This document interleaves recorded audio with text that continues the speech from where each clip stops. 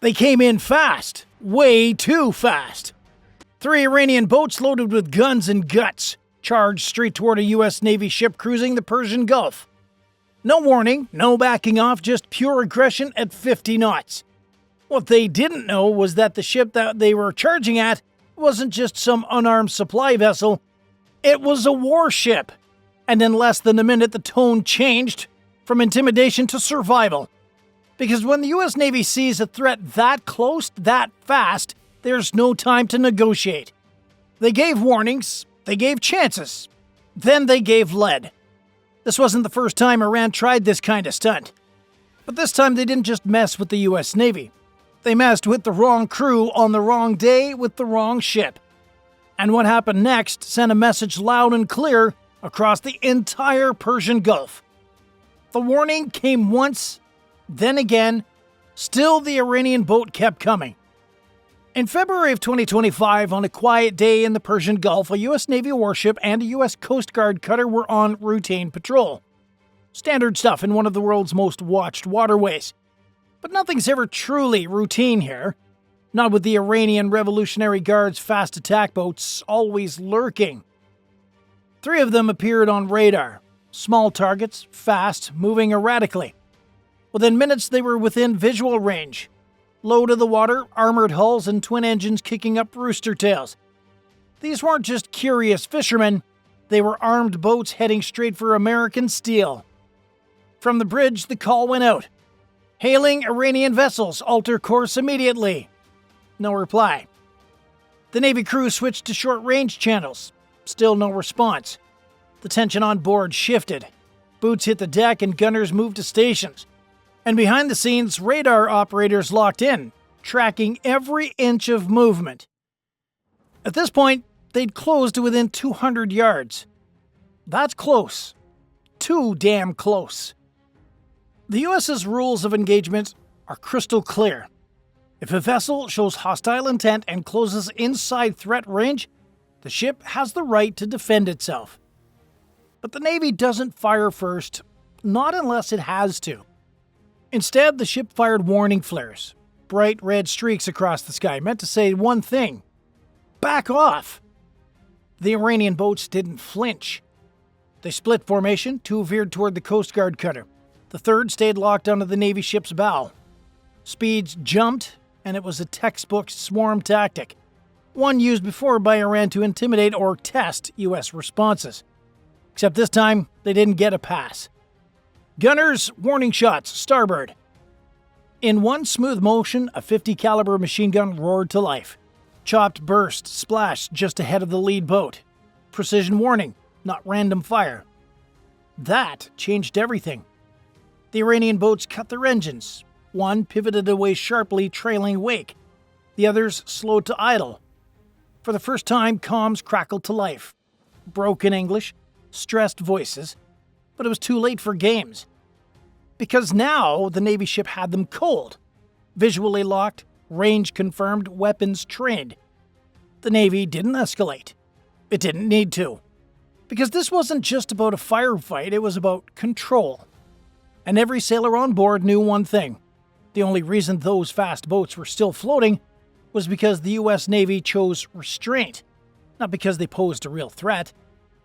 Later reports would confirm the Iranian boats came within 180 yards of the U.S. Coast Guard cutter and 160 yards of the Navy ship.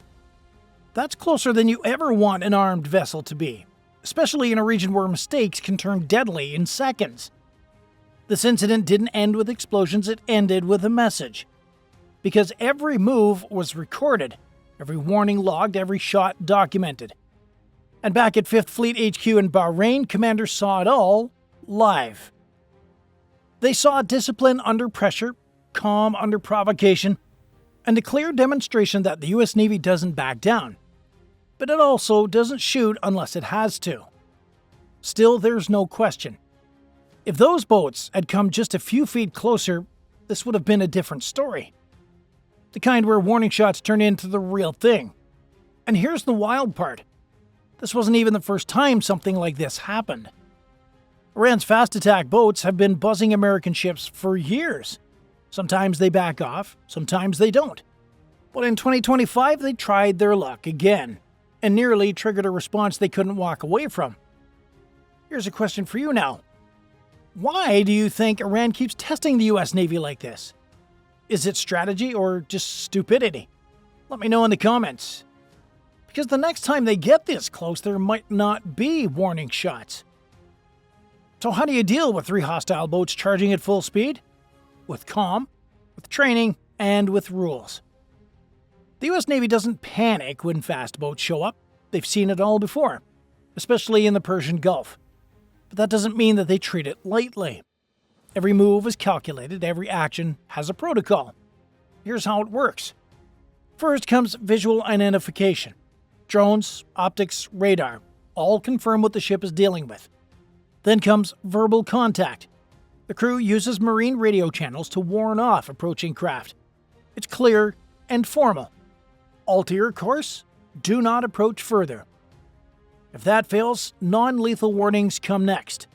Bright lights at night, laser dazzlers, signal flares, horns, all designed to say, turn around now. But if the threat keeps coming, that's when the rules of engagement or the ROE kick in.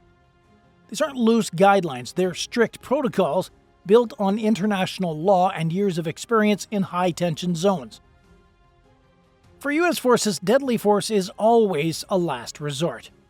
But once hostile intent is confirmed, by range, behavior, or lack of response, ships are authorized to use warning shots.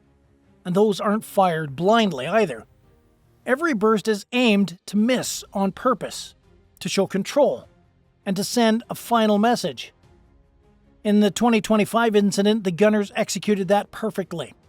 Short, sharp bursts, water impact only, just ahead of the lead boat's path. Enough to rattle them, not to hit them. But make no mistake, behind those warning shots was a wall of firepower. If those boats had pushed just a few seconds more, they would have faced a fully activated defense posture. 50 cals, Mark 38 25mm chain guns, maybe even helicopter overwatch with Hellfires locked in. The entire process takes under a minute. That's how fast things shift from watch to engage. And still, restraint wins. Because the Navy isn't just about overwhelming force. It's about control, about keeping tight command over chaotic moments. That's what separates a measured response from a disaster. The Iranian boats turned back that day because they realized something too late. This wasn't an unarmed ship. This wasn't a bluff. This was a U.S. Navy warship trained to handle swarm tactics, calm under pressure, and carrying enough firepower to turn fiberglass into confetti. Surface search radar picks up fast movers like those Iranian boats long before the human eye can. Infrared cameras, electro-optical sensors, everything feeds into real-time tactical display. Ship's crew knows what's coming, how fast, and from what direction. Then, weapons. Up front, a 25mm Mark 38 Mod 2 chain gun, gyro-stabilized with a remote operator inside the ship. It locks on fast and fires with pinpoint accuracy. Think of it like a sniper rifle bolted to the bow. Along both sides, multiple 50 caliber machine guns, manned and ready. These aren't just for show. They chew through fiberglass armor and egos. One trigger pull and you're looking at a wall of metal headed your way at 3,000 feet per second. Some patrol ships also carry Griffin missiles, laser-guided precision weapons designed for fast-moving surface targets. One launch, one hit, one last boat. And above deck, overwatch from the air. Navy Seahawk helicopters or nearby drones relay overwatch and targeting data. And if things really go sideways, there's always a P-8 Poseidon or MQ-9 Reaper circling higher up, ready to turn surveillance into strike. But the most powerful system on board? The crew. Every sailor has drilled for this. Hundreds of hours of training, immediate response coordination. Weapons teams, comms, command, all moving in sync. No shouting, no panic, just smooth execution. Iran's fast boats rely on chaos and confusion. But when they met this ship, they found a crew that doesn't flinch, a deck bristling with firepower and a command structure built for exactly this moment. In the end, it wasn't just technology that stopped the attack, it was readiness. And that's something you can't fake at 40 knots. On paper, Iran's fast attack boats look scary. They're fast, they're armed, and they show up in swarms, usually painted in gray or camo, sometimes even flying no flag at all. They hug the waterline to avoid radar and rush in at warships with machine guns, rockets, or even explosives strapped to the bow. But here's the reality. Speed and chaos don't beat range and control. A U.S. Navy warship has eyes on the water from miles away. Every fast mover is tracked, flagged, and logged. While those small boats are bouncing over the waves at 50 knots, the Navy is calmly locking in targeting solutions and assigning guns. No flinching, no hesitation. Let's break this mismatch down a little bit. Speed versus firepower. Yes, the Iranian boats are fast, but the Navy doesn't have to chase them.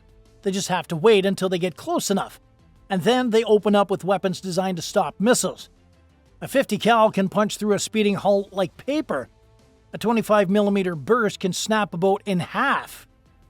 Swarm versus coordination. Iran tries to overwhelm with numbers. 3, 5, even 10 boats rushing in. But U.S. ships don't operate alone. They move in strike groups, with overwatch from air assets, drones, and even nearby destroyers. One threat gets marked by 5 eyes instantly. The idea of slipping through? A fantasy. Shock tactics versus discipline. These fast boats rely on intimidation. Loud engines, sudden moves, charging like they've got nothing to lose. But the Navy's answer is always the same. Calm, layered defense. From flares to warning shots to full engagement, every step is measured. No panic, no overreaction, just precision. And finally, the desperation versus technology. Iran's fast boats are cheap, easy to replace, sometimes manned by crews with little formal training. Meanwhile, U.S. ships carry decades of development in every system on board. They train to win, they train to survive. So, while this might look like a David versus Goliath moment, David brought a slingshot, Goliath brought sensors, missiles, machine guns, and 360 degrees of overlapping defense. The only thing Iran's boats tested that day was how much patience the U.S. Navy still has.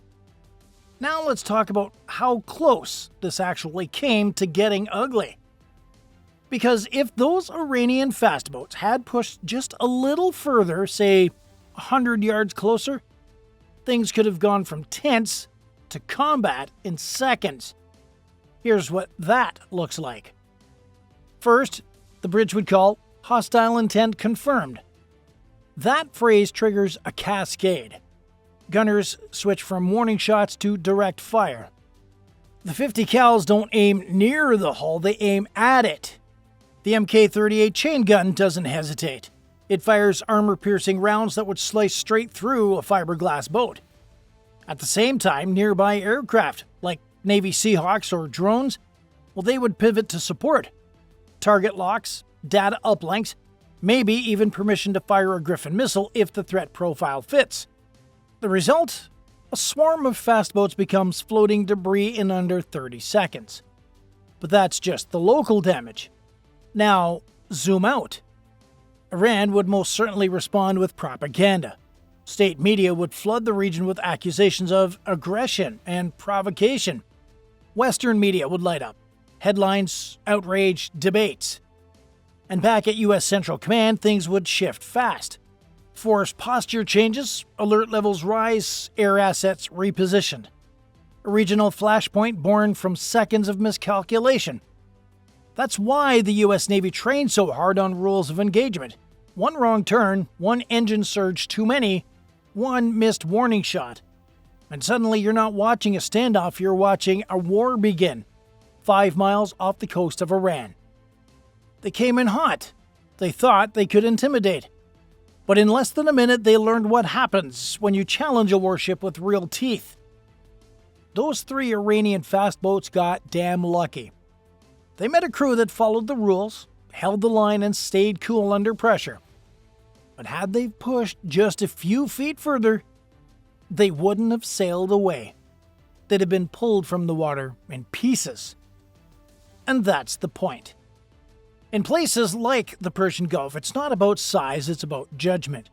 Because even the smallest boat can cause a global incident, and even the calmest crew can turn deadly if you give them a reason. The message from the US Navy was loud and clear, even without a single fatal shot fired. We see you, we're ready, don't test us. This is why presence matters. This is why patrols don't skip a day. And this is why the world still watches the stars and stripes moving across the water. Because when something goes wrong out there, it's the US Navy that stands in between chaos and control. So what do you think? Are these fast boats confrontations just political theater, or is there a real conflict closer than we think? Let us know in the comments. And if you want more stories like this, true, tactical, and straight from the front lines, make sure to hit that like button and subscribe. And if you want to go a step further and support our channel directly, join the fleet. You get loyalty badges, priority responses, and you help us bring more true maritime stories to the surface. Click join on our channel page and get on board. Thanks for watching. And remember, the next time someone charges a US Navy ship, they better know exactly who they're dealing with.